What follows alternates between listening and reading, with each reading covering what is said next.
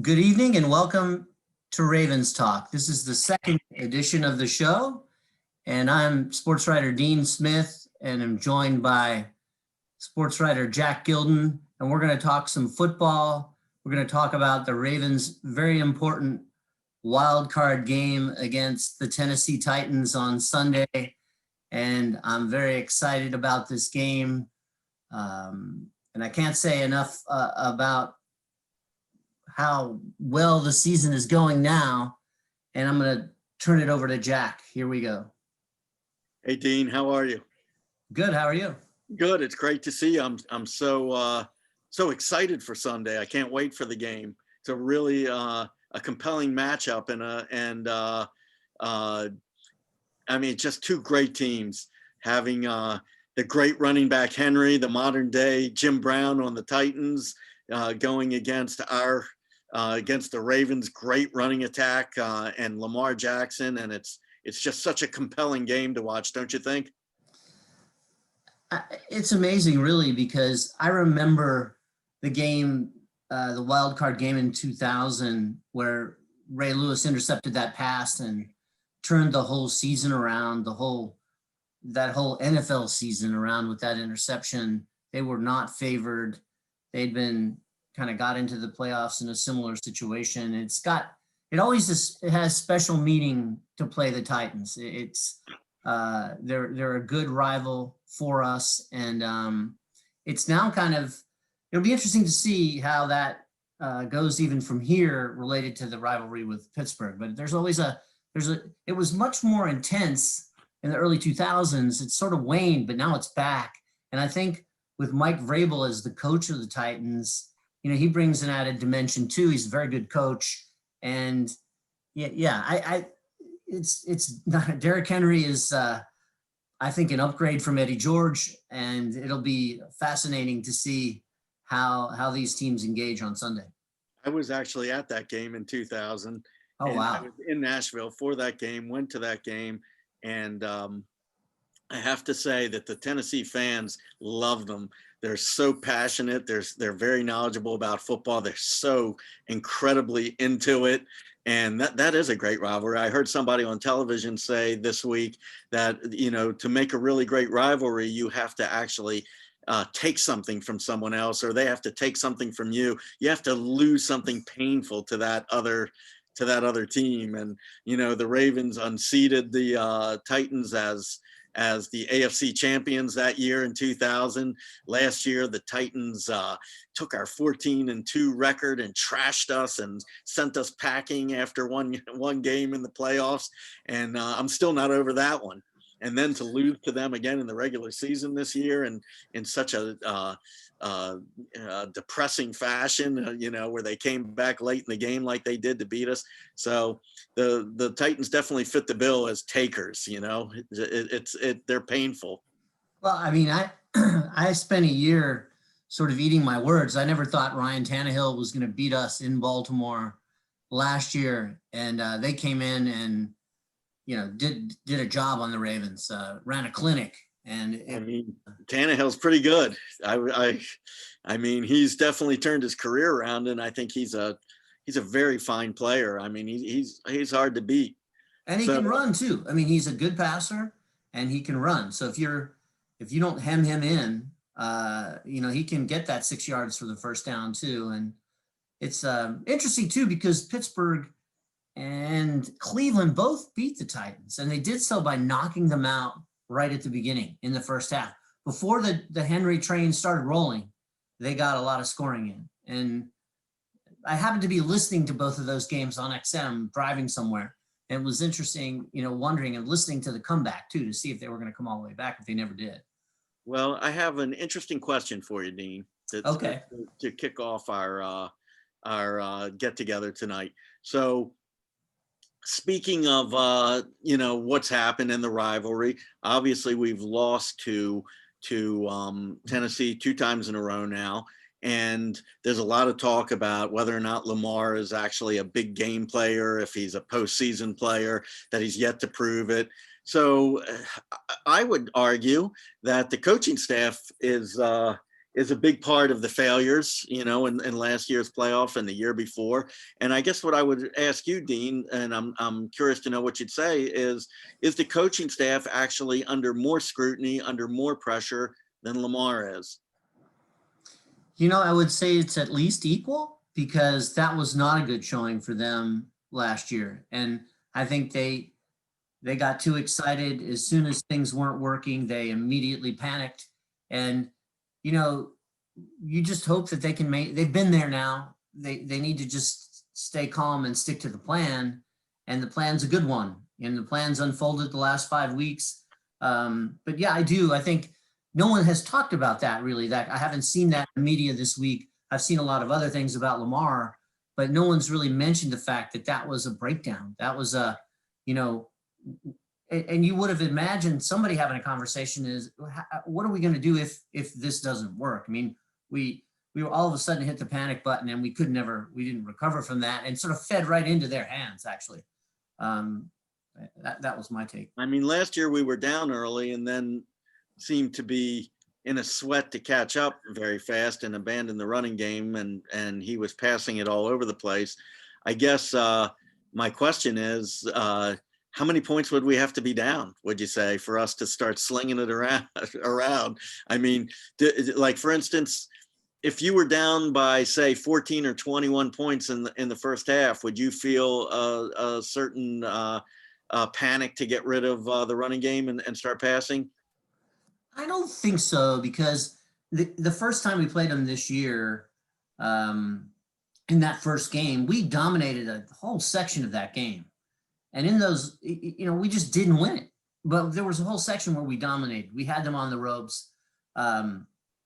We gave, we made their wide receiver famous in that game. We failed to tackle.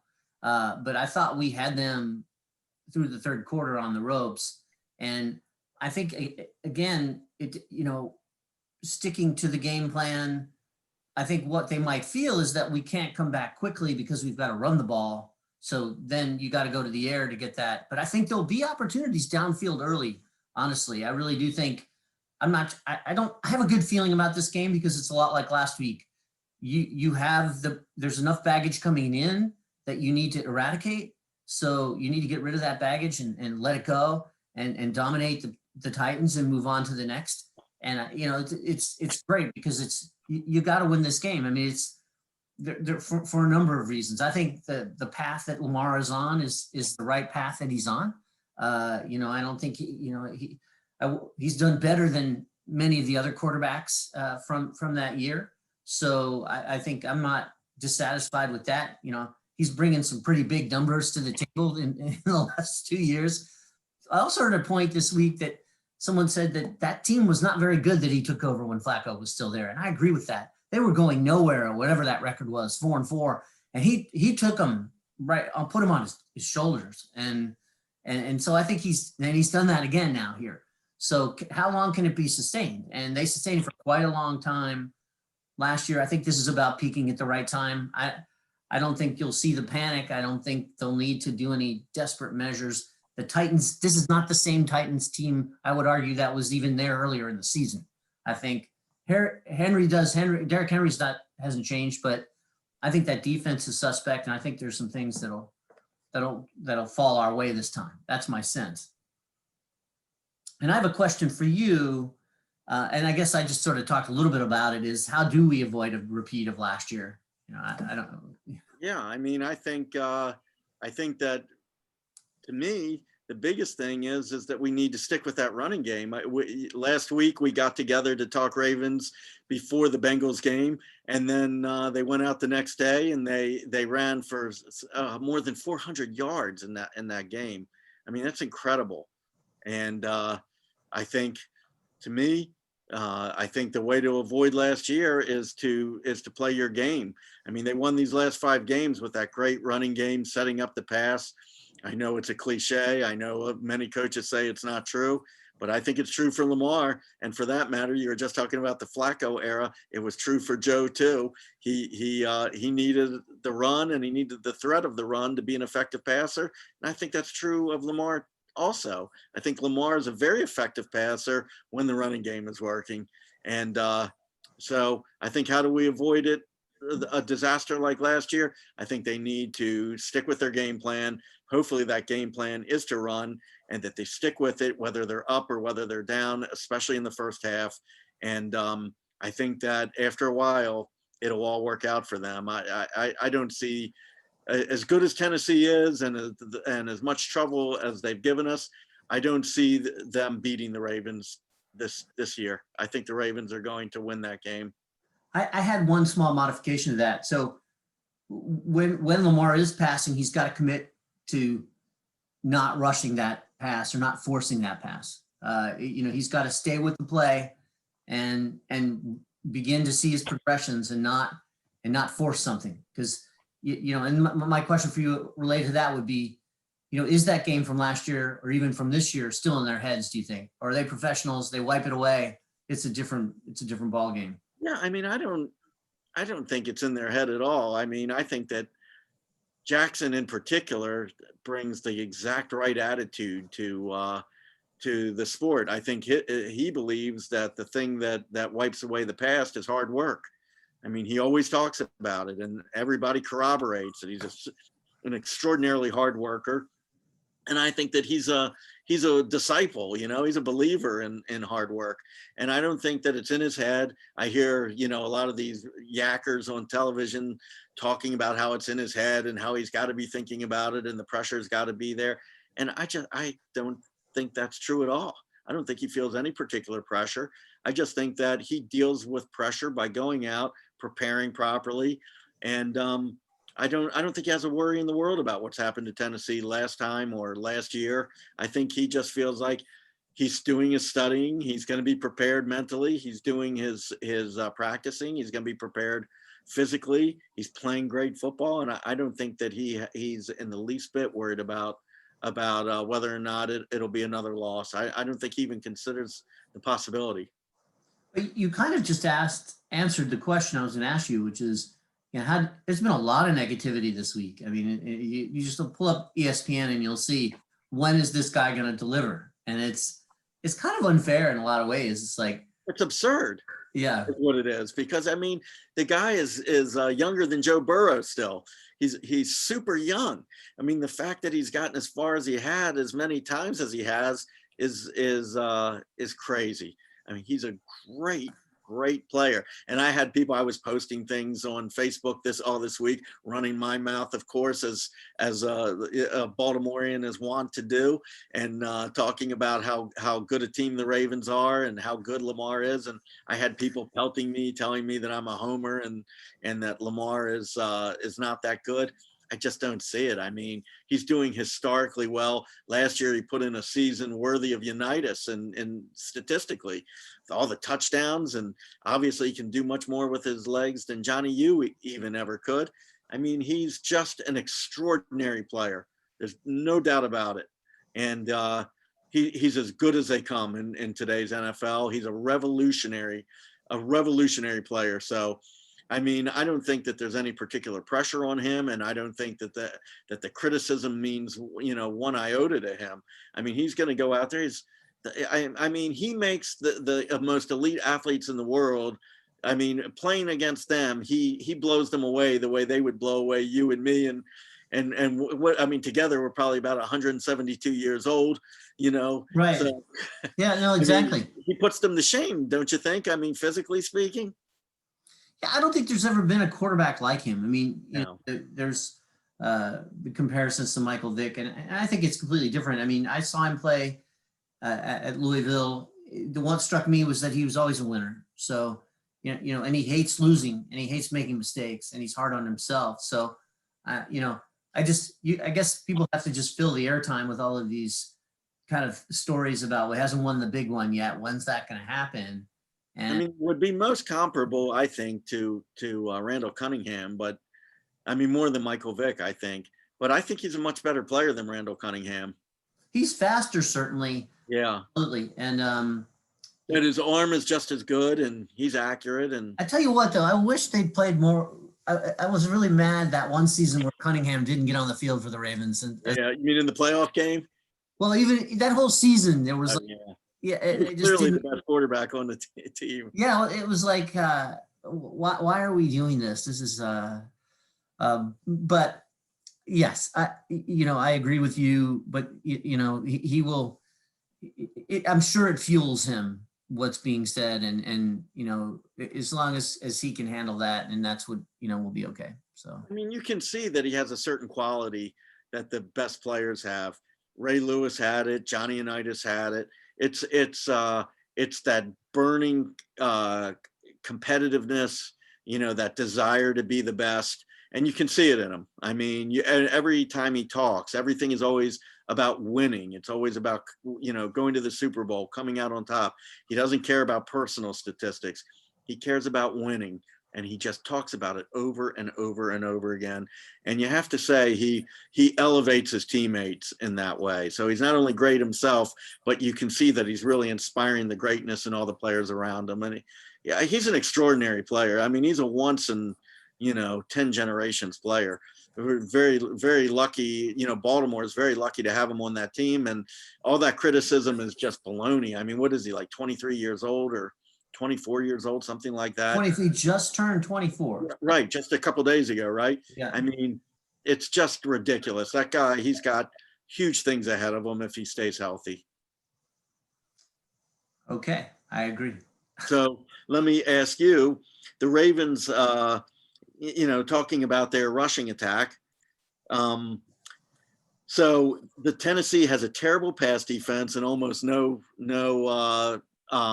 pass rush to speak of.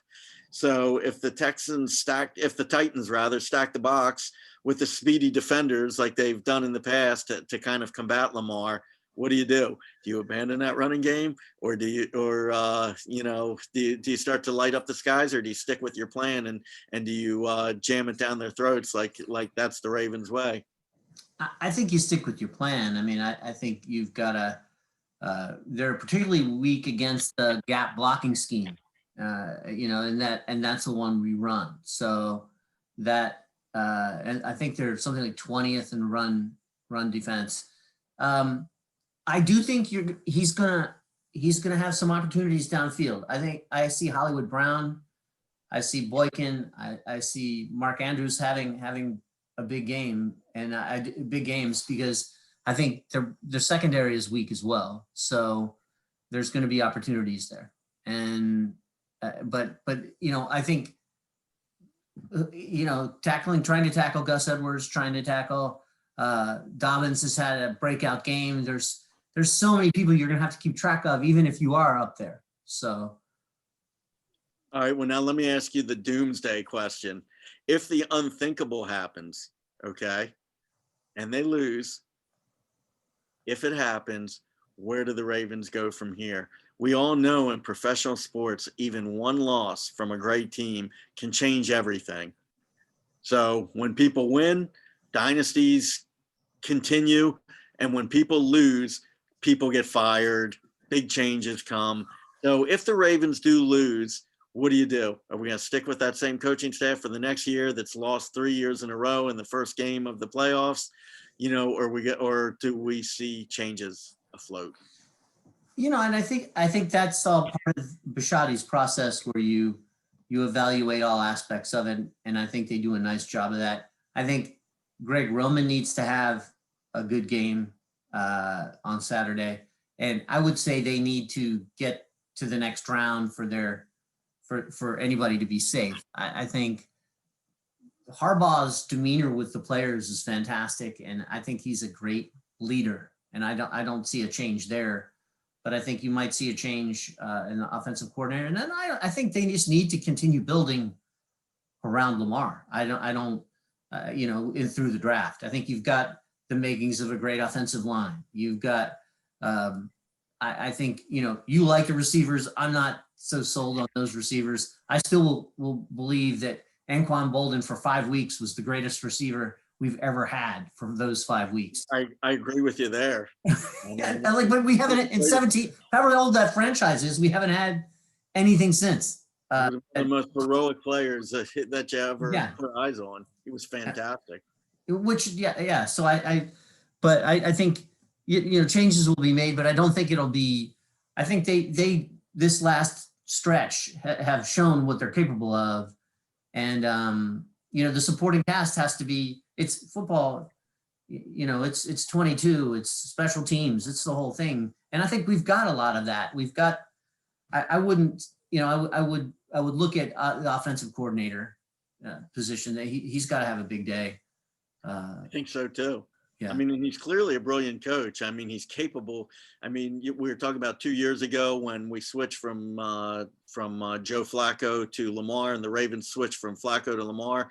And that was an incredible job that Greg Roman did on the fly that year. I'm not sure if he was the offensive coordinator yet. I can't remember. No, he wasn't. I think he was quarterback's coach. He was a quarterback's coach or something, right? But he came in, and it was clearly his offense that they favored. He came in and drew it all up for Lamar, and it was just a brilliant coaching job. And I do think he is a brilliant coach, but he really laid an egg last year.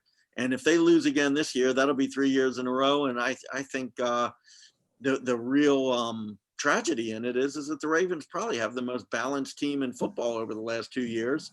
And if they can't get past the first round, I mean, I think that they're going to have to get to the AFC Championship game, if not the Super Bowl itself, in order to really salvage the Ravens' way here, which ironically won't salvage anything, because if they do, then probably both coordinators will get hired away. There's a lot of openings, but if they don't get there, then, I'd say that one or both of them stand a chance of being fired.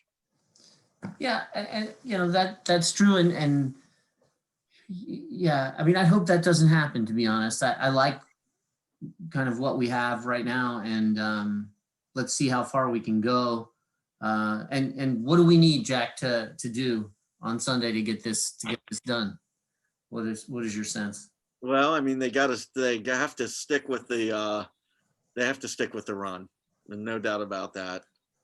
I think I'd like to see Des Bryant get more involved. I think he's a red zone weapon.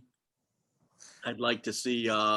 I think they got to get to Tannehill, and obviously, what's the biggest thing they've got to do? They got to shut down Henry. I mean, I don't know if they can do that, but I think that what they have to do is try and keep him out of the end zone. He's going to do what he's going to do. There's not much you can do about it, but you've got to shut their passing game down. Because, if you can make Henry their only weapon and you can keep him from going completely nuts on you, then you have a shot. But if he just goes off and they can't contain him at all, they're going to have a long afternoon, because he's a very special player too. He's a Jim Brown, he's an Earl Campbell. I mean, what I think about in dealing with him, I think about the Steelers in the late 70s, and having to shut down Earl Campbell. I mean, it can be done. You just have to play very disciplined defense to do it. It's funny you mentioned Earl Campbell. I saw him play at Memorial Stadium in the Houston Oilers. He's an amazing player. I think so. I mean, he was just about as good as anybody who ever played the game at running back. I mean, he's definitely up there with Jim Brown or Barry Sanders. I mean, and maybe for 2 or 3 years, he was better than anybody. That it's interesting because Henry's coming in there, and you've retooled your defensive line with, Wolf and Brandon Williams will be playing, wasn't there. Calais Campbell, the linebacker core, a couple of new additions there. The edge has to be set. If he gets outside, that's over. I think he could be vulnerable to some fumbles because he lost one. I think they got it back. Maybe they didn't last weekend, but I think you got to find a way, and he's going to get his yardage, but we have to make it so that it's not in meaningful situations. Well, every year in the playoffs, somebody steps up to the plate that you never expected and makes a big star out of themselves. I mean, it would be a real statement game for Patrick Queen if he could shut him down. I don't know if he's capable of doing it, but he would be the man to do it, and it would be a real statement for him if he can come up big. Yeah, it's all laid out there for them to have a good game on Sunday. I think they're going to take it. They just have to be patient and be themselves, right? Don't be. Let's stay be who we are. And I think. Yeah, and if they win, what do you say? You want to come back next week and we'll do this again then? Absolutely. Okay. It's great. It's a lot of fun. Well, then we'll put it on their shoulders that they got to win for us, and we'll do this again next week. all they got to do is win the game, and it's easy for us to sit here and talk about it, but I got a good feeling. It feels to me like some successful years we've had in the past, so I'm gonna go with that. And Yeah, I agree with that. It does feel very, very similar to that. and mean, I they're like just that teaming up that at the right time. football can play a role in alleviating the events of this past week, and we can all, at least kind of enjoy something that we all enjoy. So Yeah, it'll be a nice soma to take to lull us into forgetting about the horrifying events that we saw. I hope sounds so. great, Jack. It And was great seeing you, Dean, and I can't wait. And I will see you next week. sounds great. Take it easy, buddy. See ya.